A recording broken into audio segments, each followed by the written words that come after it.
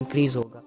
جو جس نیت سے آتا ہے وہ اسی نیت کو لے کر چلا جاتا ہے. تو یقین کریں ہم سب کے گناہوں کو معاف کر دیا جائے گا. ہمارے لیے ایک اعلان کر دیا جائے گا کہ جاؤ تم لوگوں کے گناہوں کو نیکیوں میں تبدیل کر دیا گیا. تم لوگ ایسے ہو گئے ہو جیسے بالکل کبھی گناہ کیا ہی نہیں. دیکھو ہمارا رب بہانے ڈھونڈ ڈھونڈ کر ہمیں اپنے قریب کر رہا ہے، اور ہم ہیں کہ بہانے ڈھونڈ ڈھونڈ کر اپنے اللہ سے دور جا رہے ہیں. تو چلو اللہ رب العزت سے یہ دوری کا سفر ختم کرتے ہیں، مٹاتے ہیں گلے شکوے جو ہمارے دلوں میں موجود ہیں اپنے اللہ کو لے کر. ایک سفر شروع کرتے ہیں، ایک حسین ایسا سفر کہ جو ہمیں اللہ رب العزت کی پہچان کروا دے. اپنی آنکھوں کو اتنا پاک کر لیتے ہیں، اتنا پاک کر لیتے ہیں کہ ہمیں اس دنیا میں موجود اللہ کی ہر نشانی میں اللہ نظر آئے. اپنے دل کو اتنا صاف کر لیتے ہیں، اتنا صاف کر لیتے ہیں کہ اللہ رب العزت کی محبت میرے دل میں آ جائے. اس قابل بن جائے میرا دل کہ جس دل میں اللہ کی محبت سما سکے. دیکھو اللہ رب العزت کی جو ذات ہے نا، یہ بہت بڑی ذات ہے، ٹھیک ہے، بہت پاک صاف ذات ہے، عظیم ذات ہے. اس کی تعریف لفظوں میں بیان نہیں کی جا سکتی.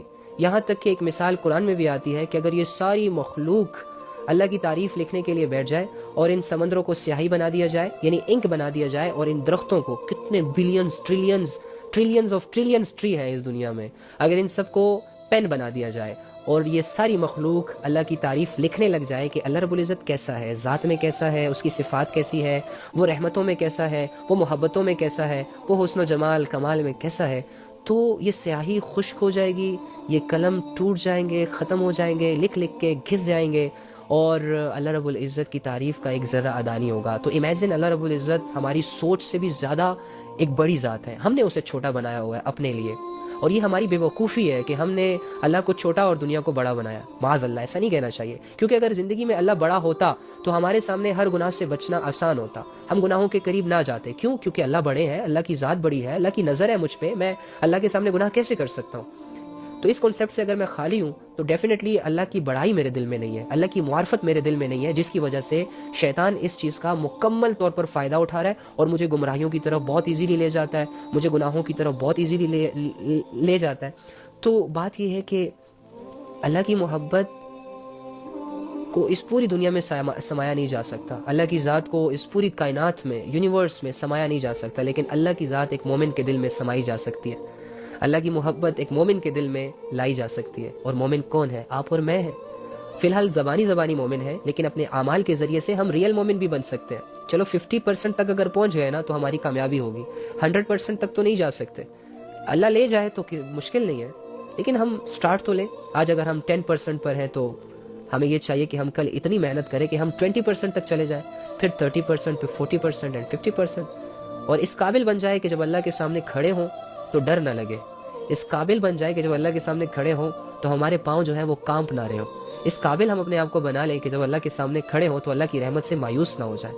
اپنے گناہ جس طرح ہمیں دنیا میں بڑے لگ رہے ہیں کہ اوہ ہو یار میں تو بہت بڑا گناہ گار ہوں، اللہ مجھے کہاں بخشے گا، اوہ ہو یار میں نے تو اتنے زیادہ گناہ کر لیا، اب عبادتوں کا کیا فائدہ.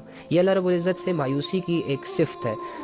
تو قیامت کے دن کہیں یہ مایوسی نہ آ جائے، کیونکہ قیامت کے دن تو اللہ رب العزت بہت بڑے بڑے فیصلے کرے گا، بہت بڑے بڑے گناہ گاروں کو بخشا جائے گا، چھوٹے چھوٹے اعمال پر ان کو جنت دی جائے گی.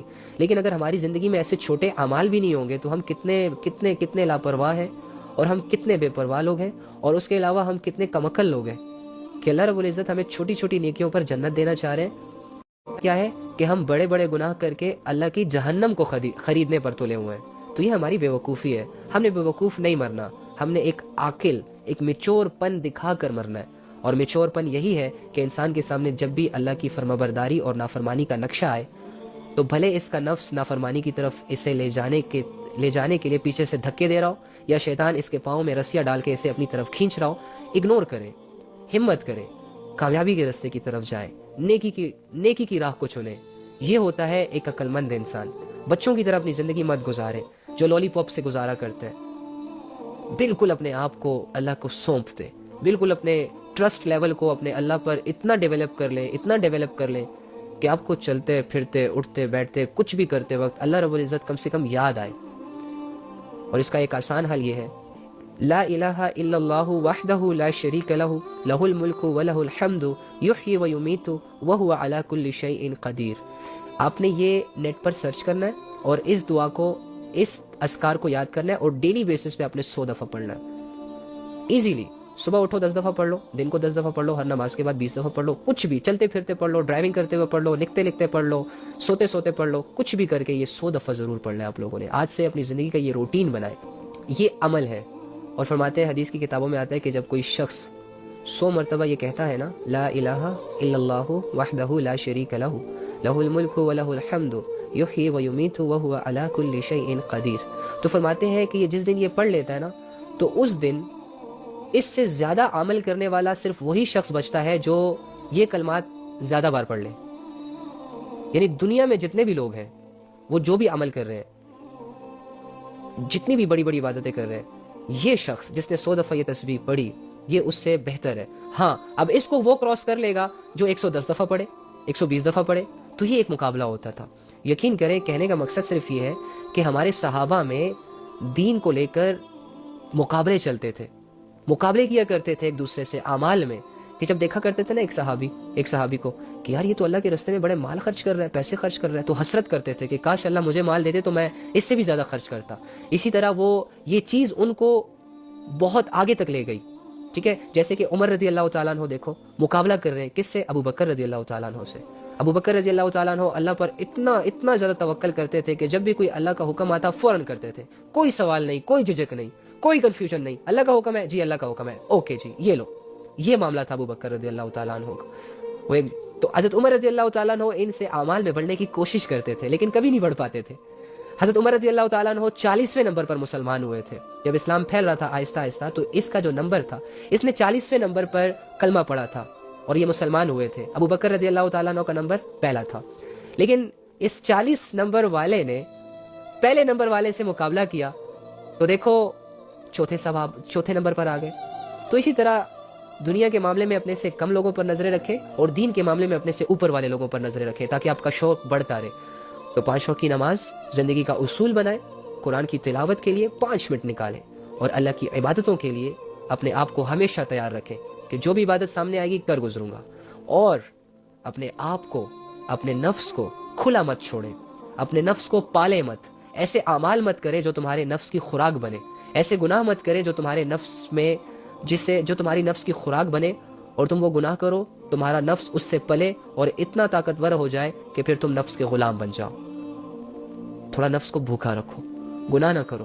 نفس کی خوراک گناہ ہے, بے حیائیوں کے کام ہے, عبادتوں سے غفلت ہے, اللہ سے دوری ہے, اللہ کی نافرمانی ہے. ٹھیک ہے, اور نفس کو کمزور کرنے والے کام, اگر تم چاہتے ہو کہ یہ نفس تمہارا غلام بن جائے تو نہ چاہتے ہوئے کچھ دنوں کی سٹرگل کرو, آؤ نمازوں پر, نہ چاہتے ہوئے بیٹھ جاؤ 5 منٹ اللہ کی تسبیح کرو, اللہ کی پاکی بیان کرو, نہ چاہتے ہوئے جڑ جاؤ ایسے لوگوں سے جو صبح و شام اللہ کو یاد رکھتے ہیں, نہ چاہتے ہوئے جڑ جاؤ ایسی مجلس کے ساتھ کہ جو لوگ صرف اللہ کے لیے اکٹھے ہوتے ہیں اور اللہ کی باتیں کرتے ہیں, اور ان میں اپنے دل کو متاثر کرنے کی کوشش کرو, اپنے علم کو بڑھانے کی کوشش کرو, اور علم کے بعد اس پر عمل کرنے کی کوشش کرو. سٹرگل شروع کرو, تمہارا نفس کمزور ہو جائے گا. یقین کریں ہم ایسا ماحول بنائیں گے انشاءاللہ, اور بن تو چکا ہے الحمدللہ. اب جو بھی اس ماحول میں آئے گا ہماری ٹیم کا حصہ بنے گا, اللہ رب العزت, اللہ سے امید ہے, چونکہ دیکھو میں جیسے کہ آپ کو کہتا ہوں نا, میں آپ کو نہیں جانتا آپ کون ہو, کہاں سے سن رہے ہو, مجھے آپ کے نام تک نہیں پتا, لیکن میں یہاں اللہ کے لیے آتا ہوں. اخلاص کے لحاظ سے کمزور بھی ہوں, کوئی کمی کوتاہی بھی ہو جائے گی, لیکن اللہ رب العزت اتنے اسٹرکٹ نہیں ہے کہ اتنا اسٹرکٹ بیہیویئر کے ساتھ ہمیں جج کرے کہ نہیں نہیں نہیں نہیں نہیں نہیں, بڑا رحیم ہے, کریم ہے. اگر 90% میرے اندر دکھاوا ہے اور 10% اخلاص ہے, تو عین ممکن ہے کہ اللہ تعالیٰ ہمارے اخلاص کو بڑھا دے, قبول کر لے. اوکے, سو اسی طرح اللہ رب العزت کو دکھایا کرے. تو جو اس ماحول سے جڑ جائے گا انشاءاللہ اللہ رب العزت اسے فائدہ دیں گے, اللہ رب العزت اس کے علم میں اضافہ کریں گے. آپ لوگوں کی طلب سے اللہ مجھے توفیق دیں گے بولنے کی, اور میرے بولنے سے اللہ رب العزت آپ کو توفیق دیں گے سننے کی. That's it.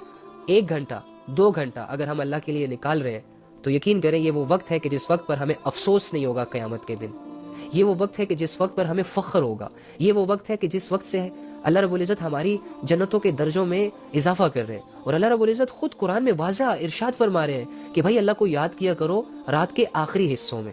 کچھ رات کو بھی یاد کر لیا کرو, صبح بھی یاد کر لیا کرو, فجر کی نماز کے بعد تھوڑا سا اٹھ لیا کرو. پھر ہمارے گھروں میں تو فجر کی نماز کا کلچر ہی نہیں ہے, ہم تو فجر کی نماز کو نماز سمجھتے ہی نہیں ہیں. اور اللہ پر کیا کہوں میں یار, کمزوریاں بہت ہیں. کمزوریاں پوائنٹ کرنا مقصد نہیں ہے, کمزوریوں کو پورا کرنا مقصد ہے. تو اگر آپ لوگوں کے دل میں اللہ کی تھوڑی سی بھی محبت ہے, اگر آپ لوگوں کے دل میں اللہ کا تھوڑا سا بھی یقین ہے, اگر آپ لوگ یہ سمجھتے ہیں کہ آپ کے ساتھ اللہ رب العزت فل لوئل ہے، اگر آپ یہ سمجھتے ہیں کہ جہاں پر سب ساتھ چھوڑ دیتے ہیں اور وہاں پر اللہ آپ کا ساتھ دیتے ہیں، تو یہ بات اپنے دل کی گہرائیوں تک لے جائے اور دل کی